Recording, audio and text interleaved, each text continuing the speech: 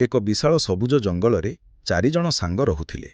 ଚତୁର ଖରଗୋଶ ଚିକୁ, ସାହସୀ ଭାନର ମଣ୍ଟୁ, ବୁଦ୍ଧିମାନ ଟିଆ ମିଠୁ ଏବଂ ମଜାଳିଆ ଭାଲୁ ଭୋଲୁ।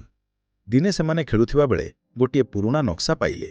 ନକ୍ସାରେ ଲେଖାଥିଲା, ଯିଏ ସାହସ, ସତ୍ୟ ଓ ମିତ୍ରତାର ପରୀକ୍ଷା ପାସ୍ କରିବ, ସେହି ପାଇବ ଜଙ୍ଗଲର ଗୁପ୍ତ ଧନ। ଚାରିଜଣ ସାଙ୍ଗ ଧନ ଖୋଜିବାକୁ ବାହାରିଲେ। ରାସ୍ତାରେ ସେମାନଙ୍କୁ ଗଭୀର ନଦୀ, ଅନ୍ଧାର ଗୁହା ଓ ଅଜବ ରହସ୍ୟମୟ ଜଙ୍ଗଲ ଅଟକାଇଲା। କିନ୍ତୁ ସେମାନେ ଏକାଠି ହୋଇ ପ୍ରତ୍ୟେକ ସମସ୍ୟାର ସମାଧାନ କଲେ। ଶେଷରେ ସେମାନେ ଗୋଟିଏ ପୁରୁଣା ମନ୍ଦିର ପାଖରେ ପହଞ୍ଚିଲେ। ସେଠାରେ ଏକ ବଡ଼ ସୁନାର ସନ୍ଦୁକ ଥିଲା। ସନ୍ଦୁକ ଖୋଲିବା ମାତ୍ରେ ସୁନା ରୂପା ନୁହେଁ, ବରଂ ଗୋଟିଏ ଚମକୁଥିବା ପଥର ଏବଂ ଏକ ସନ୍ଦେଶ ଦେଖିଲେ।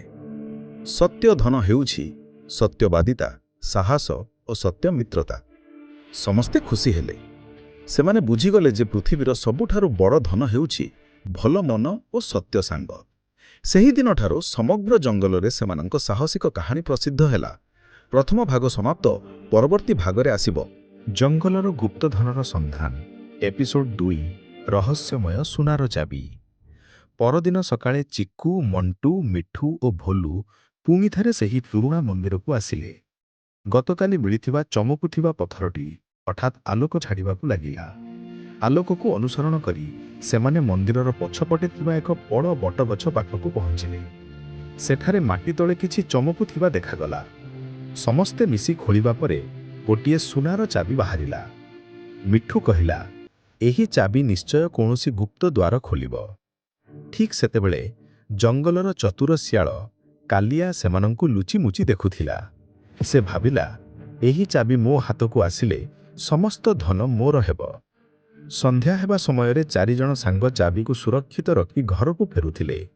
ହଠାତ୍ ଝାଡ଼ି ଭିତରୁ କାଲିଆ ବାହାରି ଚାବି ଛିଣିବାକୁ ଚେଷ୍ଟା କଲା।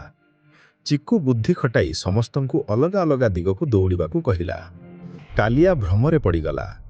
ସେହି ସୁଯୋଗରେ ମଣ୍ଟୁ ଚାବିକୁ ଉଠାଇ ଭୋଲୁଙ୍କୁ ଦେଲା ଏବଂ ଭୋଲୁ ତାହାକୁ ନିରାପଦରେ ଲୁଚାଇଦେଲା।